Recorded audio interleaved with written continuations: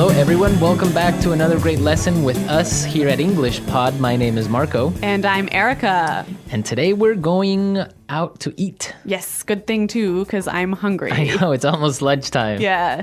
So today we're going to be talking about eating at a restaurant and giving some great recommendations and suggestions. Yes, we have language for describing food, for describing restaurants, and for making suggestions. Great, so let's start with our vocabulary preview for this lesson.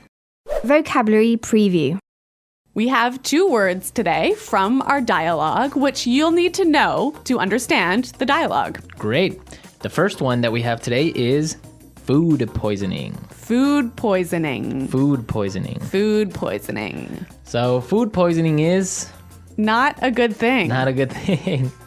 It is when you eat some bad food and that food makes you sick. So Yeah. you get food poisoning. Okay, so food poisoning, yeah, not a good thing. Okay, the next word. Allergic. Allergic. Allergic.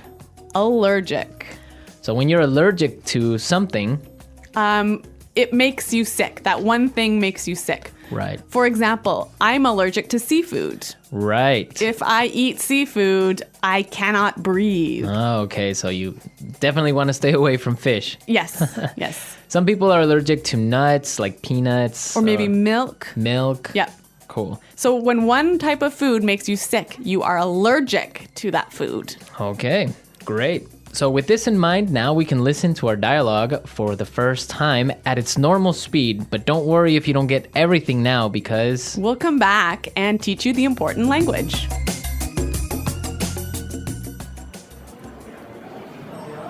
Do you two have any plans for the evening? We were thinking of checking out a restaurant in the neighborhood. Do you have any suggestions? I know this really nice Italian place. The food is fantastic and the decor is beautiful. I'd recommend giving it a try. Actually, I'm not all that crazy about Italian food. I'm in the mood for something a bit lighter. In that case, I know a great little bistro. They make a really tasty seafood platter. The fish is outstanding. It sounds fantastic, but I'm allergic to seafood, so... Okay, well, let me think. Oh, I know this great little place. It's just a hole in the wall, but they do the most amazing sandwiches. You've got to give them a try. Ella, you took me there last time I visited, and I got food poisoning, remember?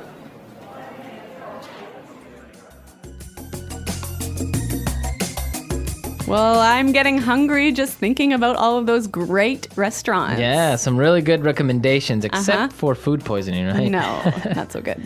Let's start with our language takeaway for this lesson. Language takeaway. Our first word on language takeaway is check out. Check out. Check out. Check out. So we have some great examples on how we can use check out in different situations, and then you can understand the meaning. Example 1. Have you been to the new cafe next door? Yeah, I checked it out yesterday. The food was great. Example 2. Hey, check out my new car. Example 3. I'm going to check out that new shopping mall this weekend. So I can understand that it just means look at. Yeah, look at. Or go see. So let's go check out that new bar in town. Yeah, okay, Okay. cool. Next word is bistro. Bistro. Bistro. Bistro. So what's a bistro? It's kind of complicated, but it's like a small restaurant that's not really cheap though. Not so cheap, but not so expensive. Uh-huh. And it's usually French. Yes. So it's Yeah, small informal restaurant. yeah, bistro. Mm-hmm. Okay. So our third phrase for today is not all that crazy about. Not all that crazy about. I'm not all that crazy about. Okay, again, kind of a funny phrase, but we've got some examples that will help you understand the meaning. Example 1. Do you want to go shopping with me tomorrow? I'm not all that crazy about shopping. I don't like spending money. Example 2. I'm not crazy about jazz music. Can I change the song? So this is just a really polite way of saying you don't like something. Exactly. But now the opposite of this would be tasty. Tasty. That's our fourth word, tasty. tasty. So when something is tasty, It's good. it's good. Like delicious. Delicious. Yeah. You know what? In English, we almost never say the food is delicious, but we always say, It's really tasty. yes. This is really tasty. Yes. Okay. Tasty. And our last phrase for language takeaway, in the mood for. In the mood for. In the mood for. Let's listen to some examples of this phrase and we'll understand the meaning a little bit better. Example 1. We always eat hamburgers for dinner. I'm in the mood for something different. Example 2. Let's watch a movie. How about Texas Chainsaw Massacre? I am not in the mood for a horror movie. So if I'm in the mood for something, I feel like doing or eating or Watching. Watching. Yeah. It means you want to do that now. Yeah. I'm in the mood for. Okay. Some great language we just looked at, and I think it's time for us to listen to the dialogue a second time.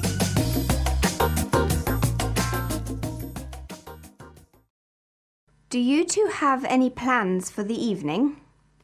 We were thinking of checking out a restaurant in the neighborhood. Do you have any suggestions? I know this really nice Italian place. The food is fantastic and the decor is beautiful. I'd recommend giving it a try. Actually, I'm not all that crazy about Italian food. I'm in the mood for something a bit lighter. In that case, I know a great little bistro. They make a really tasty seafood platter. The fish is outstanding. It sounds fantastic, but I'm allergic to seafood, so... Okay, well, let me think. Oh, I know this great little place. It's just a hole in the wall, but they do the most amazing sandwiches. You've got to give them a try. Ella, you took me there last time I visited, and I got food poisoning, remember? Okay, some really great and useful phrases there. And I know you want to talk about specifically some of these phrases. Yes, today's lesson is all about making recommendations, right? Right. So let's look at some useful phrases in Fluency Builder. Fluency Builder.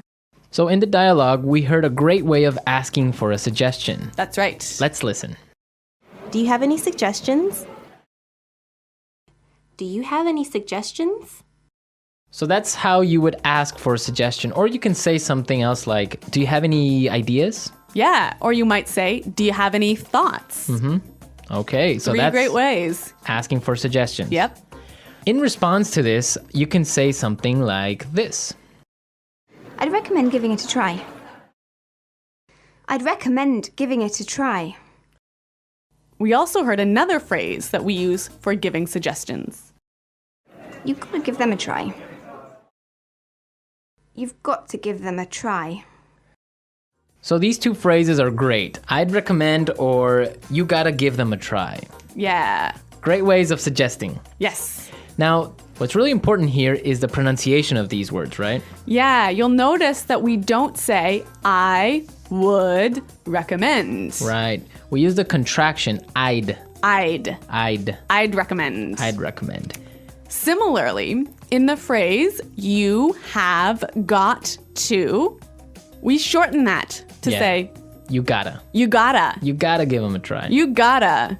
You know what, guys? If you can shorten your phrases like this, if you can push the sounds together, you'll sound a lot more natural, hey? And also you'll be able to understand because in movies or in shows, they will never say, you have got to give them a try. Yeah. So if you know how to use this form, you'll understand what they mean. Exactly. Okay, great. Well, why don't we listen to the dialogue a third time and you'll hear some of these contractions in the dialogue.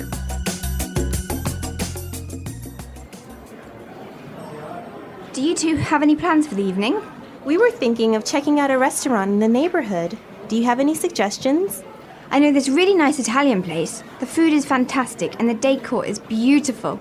I'd recommend giving it a try. Actually, I'm not all that crazy about Italian food. I'm in the mood for something a bit lighter. In that case, I know a great little bistro. They make a really tasty seafood platter. The fish is outstanding. It sounds fantastic, but I'm allergic to seafood, so...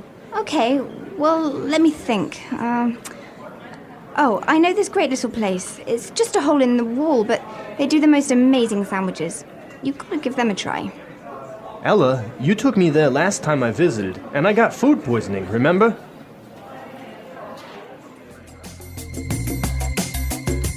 Okay, great dialogue. And Erica, I know that you have some food poisoning stories for us. Well, I don't know about stories, but I've definitely had food poisoning before. Yeah. One of the worst times that I ever had food poisoning was when I was traveling in Morocco. Okay. I had some really amazing orange juice, really fresh, squeezed that day in the morning. And then I got on a bus. Okay. I think you can see where this is going. Yeah, so I was on the bus and then I started to feel really sick. And I was just hoping and hoping and hoping that the bus ride would be over soon. Yeah. But unfortunately, it wasn't. Oh, no.